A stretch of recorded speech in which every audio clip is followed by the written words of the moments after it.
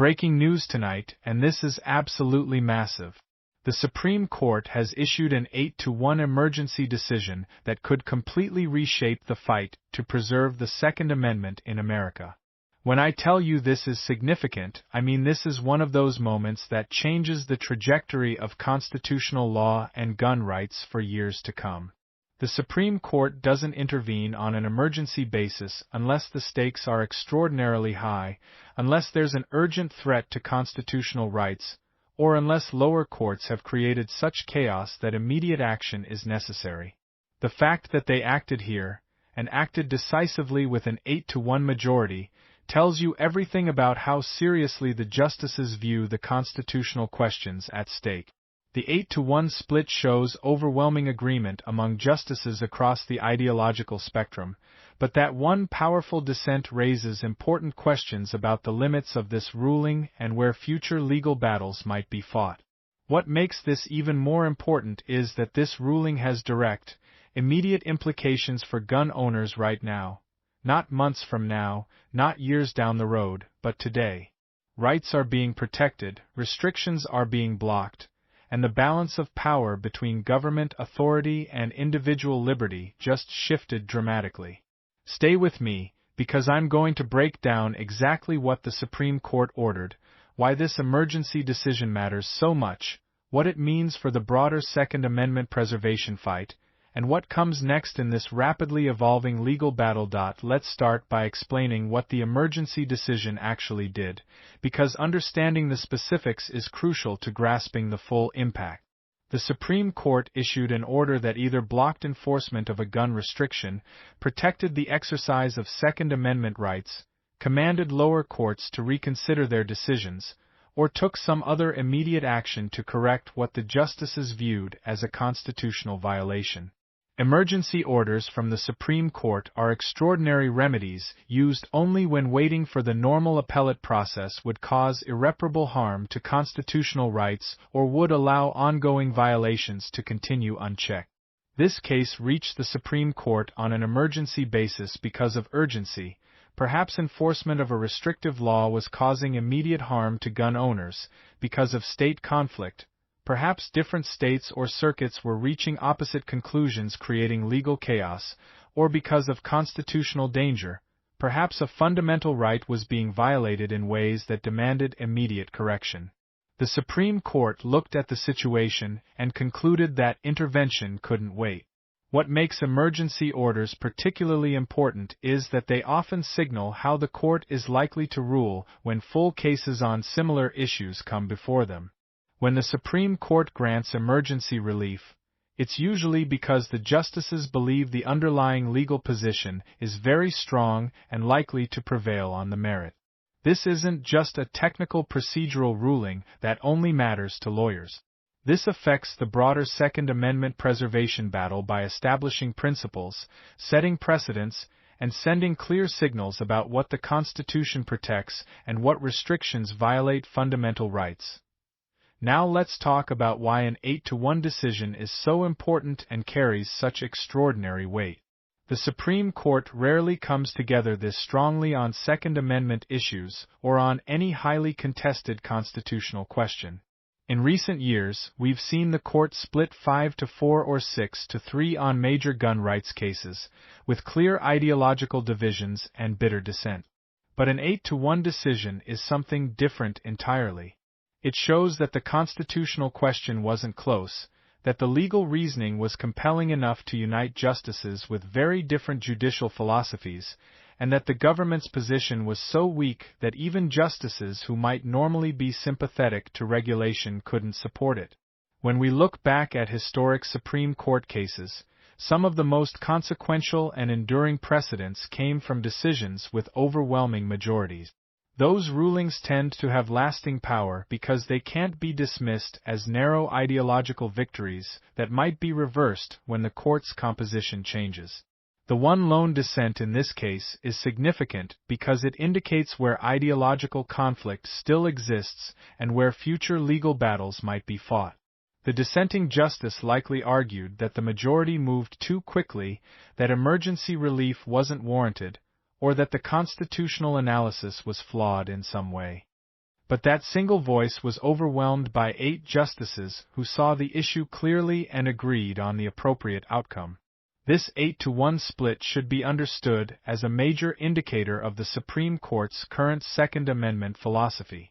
It shows that a strong supermajority of the court is committed to enforcing Second Amendment protections rigorously, to striking down restrictions that violate constitutional standards, and to intervening quickly when rights are being infringed. Let's examine the immediate impact this decision has on the Second Amendment preservation fight, because the real-world consequences are unfolding right now. States that are currently trying to restrict gun rights through bans on certain firearms, burdensome licensing schemes, prohibitions on carrying weapons, or other regulations are suddenly finding their legal positions much weaker. This Supreme Court ruling affects them by establishing precedent that undermines the constitutional justifications they've been using to defend their restrictions. The decision strengthens ongoing lawsuits challenging these kinds of regulations, giving plaintiffs powerful ammunition to argue that their cases should be decided in their favor based on this new Supreme Court precedent. Gun rights attorneys are already filing motions in pending cases, citing this emergency decision and arguing that lower courts must now rule in favor of Second Amendment protections. There are specific states and specific cases that will feel the impact within days. Jurisdictions with the most restrictive gun control laws are going to face immediate legal challenges reinforced by this ruling, and judges who were previously inclined to defer to government safety claims are now bound by Supreme Court precedent that requires them to protect constitutional rights. Now let's dive into the legal and constitutional implications, because this is where you really see how historic and far-reaching this ruling is. This decision either clarifies or reinforces the standard established by the Supreme Court's Bruin decision, which fundamentally changed how courts must analyze gun regulations. The Bruin test requires that restrictions be consistent with the nation's historical tradition of firearms regulation, and this emergency decision applies that test in a way that strengthens Second Amendment protections even further. The court's reasoning likely focused on historical tradition, showing that the restriction at issue had no precedent in founding-era practice or early American law on constitutional protections, emphasizing that the Second Amendment protects an individual right that cannot be heavily burdened without extraordinary justification or on state overreach, demonstrating that the government exceeded its constitutional authority by imposing restrictions that go beyond what the Constitution permits. The opinion or order probably included language that gives future courts a clearer roadmap for analyzing what is and isn't constitutional when it comes to gun regulations. This is critically important because lower courts have sometimes struggled to apply Bruin consistently, with some judges finding creative ways to uphold restrictions despite the new standard. This emergency decision removes ambiguity and makes clear that certain types of restrictions simply cannot survive constitutional scrutiny. The practical effect is that this ruling will be cited in almost every Second Amendment courtroom battle going forward. Let's talk about how the Department of Justice, state governments, and lower courts are responding, because this is where we see the tension between different branches of government and different levels of authority. The DOJ is in a difficult position. If this emergency decision contradicts positions the federal government has been taking in litigation defending gun regulations, the department will have to decide whether to adjust its legal strategy, whether to continue defending restrictions that may now be indefensible, or whether to effectively concede certain cases. How the DOJ interprets this ruling, whether they read it narrowly to minimize its impact or whether they acknowledge its broad implications, will tell us a lot about the federal government's approach to Second Amendment issues going forward. At the state level, we can expect a range of responses from compliance to resistance. Some states with restrictive gun laws are likely to resist this ruling, either by arguing that their specific regulations are somehow different from what the Supreme Court addressed, by slow-walking implementation, or even by openly defying the Supreme Court's guidance. Other states will acknowledge the changed legal landscape and will work to bring their laws into compliance with constitutional requirements. Immediate reactions from attorneys general, governors, and state courts are already coming in. Some officials are issuing statements criticizing the decision and vowing to defend their gun control laws.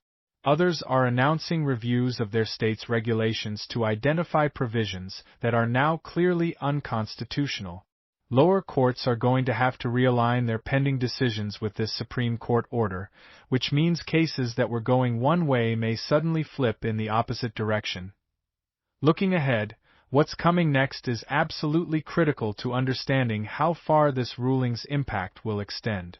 New lawsuits are going to be filed immediately, with gun rights organizations taking advantage of this favorable precedent to challenge restrictions they previously might not have thought they could win against. Attorneys representing gun owners are going to be drafting complaints, filing motions for preliminary injunctions, and seeking emergency relief in cases across the country, all citing this Supreme Court decision as authority. Lower courts must now realign their decisions with the Supreme Court's order, which means judges who ruled in favor of gun restrictions before this decision came down will have to reconsider whether those rulings can still stand. In some cases, appellate courts will vacate lower court decisions and remand for reconsideration in light of the new Supreme Court precedent. The full case that gave rise to this emergency decision could return to the Supreme Court for a final ruling later, which would give the justices an opportunity to issue a comprehensive opinion that provides even more detailed guidance and establishes even clearer standards. That eventual full opinion could be even more consequential than this emergency order because it would address all the legal issues comprehensively and would create binding precedent that's impossible to work around. There's also a real possibility that this emergency decision is just the starting point of an even bigger shift in Second Amendment jurisprudence.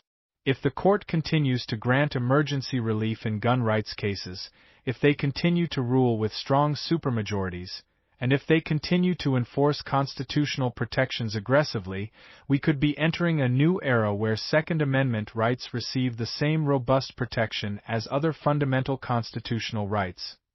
Let me recap what just happened and why it matters so much.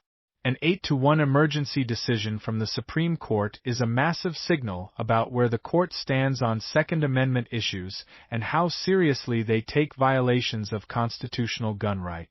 This ruling could reshape the preservation of the Second Amendment by establishing clear principles that restrict what governments can do, by emboldening challenges to unconstitutional regulations, and by creating momentum toward even greater protections in future cases.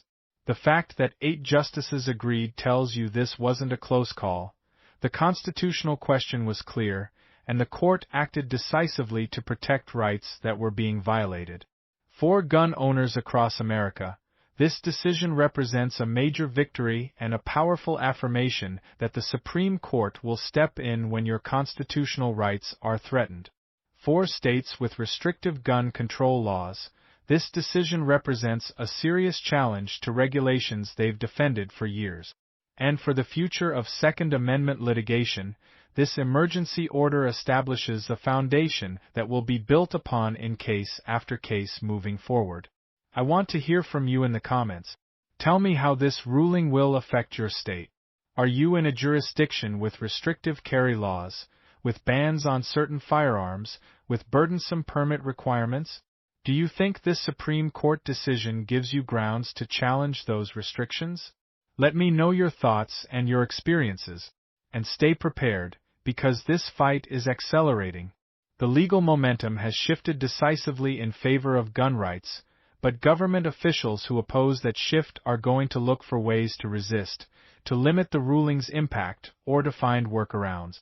The next ruling, whether it's another emergency decision, a full opinion from the Supreme Court, or a major victory in a circuit court, could be even bigger than this one. Subscribe so you don't miss any developments in this rapidly evolving battle, and I'll see you in the next one.